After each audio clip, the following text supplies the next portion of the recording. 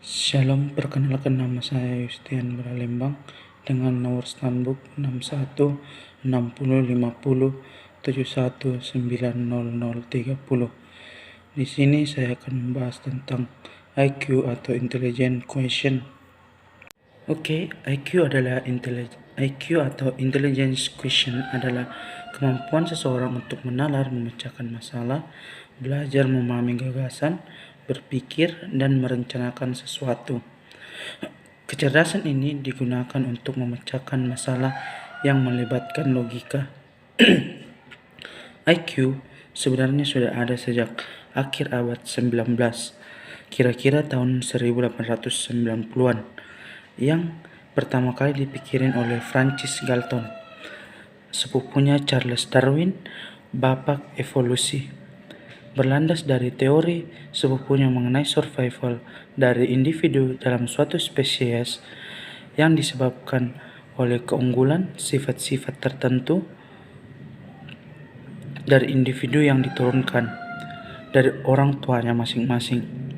Galton menyusun sebuah tes yang rencananya mengukur intelijensi dari aspek kegesitan dan refleks otot-otot dari manusia. Baru pas abad 20, Alfred Binet, psikolog dari Prancis, mengembangin alat ukur intelijensi manusia yang mulai dipakai sama orang-orang. Dari alat ukur ciptaan Binet ini akhirnya berkembang di alat-alat ukur IQ sampai yang kita kenal dan pakai sekarang. Nah, tingkatan IQ pada tingkatan 91 sampai 110, tingkatan IQ-nya normal atau rata-rata. 111 sampai 120, tingkatan IQ tinggi dalam kategori normal. 120 sampai 130, tingkat IQ superior. Nah, sedangkan 131 atau lebih dari 131, tingkatan IQ-nya sangat superior atau jenius.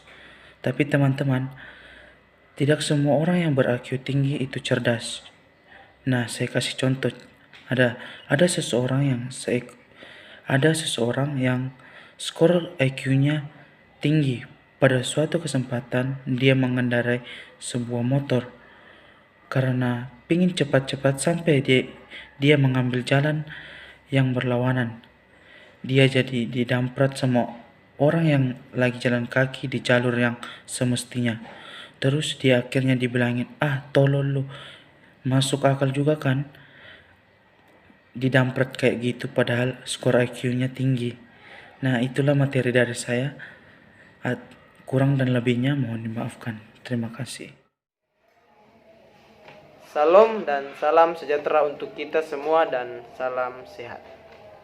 Perkenalkan, nama saya Titian Balatondok, kelas A Stambuk 616051900005. Di sini saya akan menjelaskan peranan EQ dalam kehidupan manusia yang profesional dan sukses. EQ atau emotional quotient, yaitu penelitian mutakhir menjelaskan bahwa IQ belumlah cukup. IQ hanya menyumbangkan 20% dari keberhasilan. Yang lebih banyak perannya dalam keberhasilan seseorang adalah EQ atau kecerdasan emosional. Apakah kecerdasan emosional itu?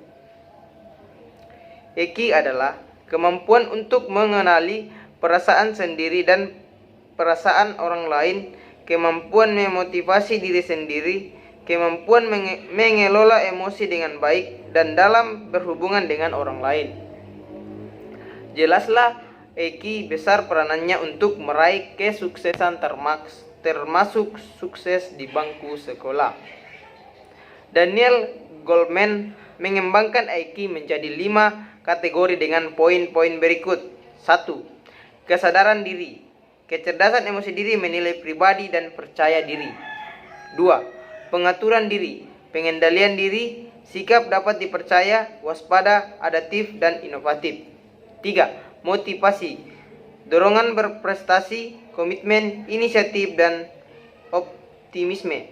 4. Empati, memahami orang lain, pelayanan, membantu pengembangan orang lain, menyikapi perbedaan dan kesadaran politis. 5. Keterampilan sosial, pengaruh keterampilan berkomunikasi, kepemimpinan, manajemen konflik, keakraban, kerjasama, dan kerja tim. Oke, demikianlah penjelasan saya tentang peranan Eki dalam kehidupan manusia yang profesional dan sukses. Oke, salam sehat. Kenalkan, nama saya Engki Pamantung. Di sini saya akan menjelaskan tentang SQ. SQ adalah kecerdasan untuk menghadapi dan memecahkan persoalan makna kehidupan, nilai-nilai, dan keutuhan diri, yaitu kecerdasan untuk menempatkan perilaku dan hidup kita dalam konteks makna yang lebih luas dan kaya. Kecerdasan untuk menilai bahwa tindakan atau jalan hidup seseorang lebih bermakna.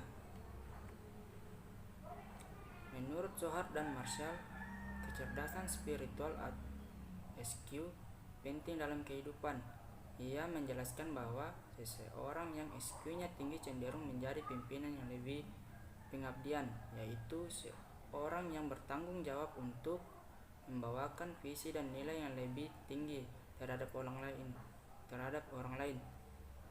Ia dapat memberikan inspirasi terhadap orang lain. Penjelasan ini juga berlaku terhadap keluarga, di mana kecerdasan ini sangat penting dalam membangun karakter manusia, yaitu anggota keluarga yang mengilhami orang di sekitarnya dan menciptakan pribadi utuh yang mampu bertindak bijaksana, sehingga dalam keluarga tadi tercipta suatu kesinambungan. Mengenai karakter manusia yang mengilhami dan memberikan pengaruh positif berdasarkan visi dan prinsip yang lebih tinggi, ini Convey menerangkan bahwa kemenangan publik dimulai dengan kemenangan pribadi. Tempat untuk membangun hubungan apapun adalah di dalam diri sendiri. Dalam lingkungan pengaruh dan karakter, setiap pribadi yang menjadi mandiri, proaktif, berpusat pada prinsip yang benar, digerakkan oleh nilai dan mampu mengaplikasikan integritas, maka ia pun dapat membangun hubungan saling tergantung, kaya, langgeng, dan sangat produktif dengan orang lain. Kecerdasan spiritual mampu mengungkapkan yang abadi, yang asasi, yang spiritual, yang fitrah dalam struktur kecerdasan manusia. Kecerdasan spiritual juga mampu membimbing kecerdasan lain berdasarkan prinsip yang hakiki untuk membuat kita lebih arif, lebih bijaksana dari dalam keluar, sehingga membuat manusia dapat lebih benar, lebih sempurna, lebih efektif, lebih bahagia, dan menyikapi sesuatu dengan lebih jernih sesuai dengan bimbingan nurani yang luhur dalam keseluruhan hidupnya. Dengan kecerdasan spiritual, pribadi akan memiliki pribadi utuh dan berpusat pada prinsip yang benar. Apabila tindakan didasari dibimbing oleh yang benar, maka tindakan, ucapan, dan sikapnya menjadi bijaksana dan penuh kebaikan. Individu yang mampu mengembangkan kecerdasan spiritual akan memiliki prinsip dan cara pandang realistis, mampu menyatukan keragaman, mampu memaknai dan mentransformasikan kesulitan menjadi medan penyempurnaan dan pendidikan spiritual yang lebih tajam dan matang. Itulah penjelasan saya tentang SQ. Wassalamualaikum warahmatullahi wabarakatuh. Perkenalkan, nama saya Pratama Ivan Yosef Patandu. Saya akan menjelaskan sedikit tentang IQ. Adversity Quotient adalah kecerdasan seseorang dalam menghadapi kesulitan dan tantangan hidup. Ketika menghadapi masalah, banyak orang yang mengeluh tidak kuat bahkan kabur dari masalah tersebut. Mereka dengan IQ tinggi tidak merasa masalah sebagai penghalang mencapai kesuksesan. Mereka memiliki kecerdasan untuk menghadapi tantangan dengan baik, bahkan mengambil keuntungan dari masalah tersebut. Ya, shalom dan salam sehat. Nama saya Arianto Budi Hardinal, Stambuk 61605071 90029 dari kelas B. Pada video kali ini, saya akan membahas tentang pengertian CQ atau kecerdasan kreativitas.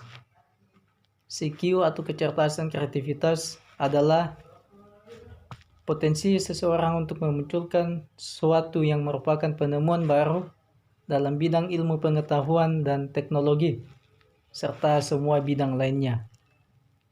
Adapun 5 ciri dari CQ atau kecerdasan kreativitas, yakni yang pertama, kelancaran atau kefasihan, yaitu kemampuan memproduksi banyak ide.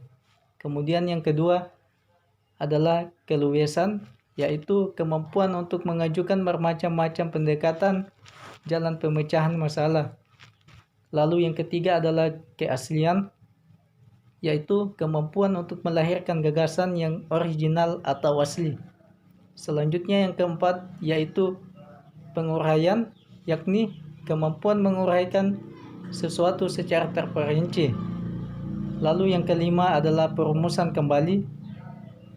Perumusan kembali adalah kemampuan untuk mengkaji kembali suatu persoalan melalui cara yang berbeda dengan yang sudah lazim. Ya, demikian video singkat mengenai pengertian CQ atau kecerdasan kreativitas dari saya. Sekian dan salam sehat.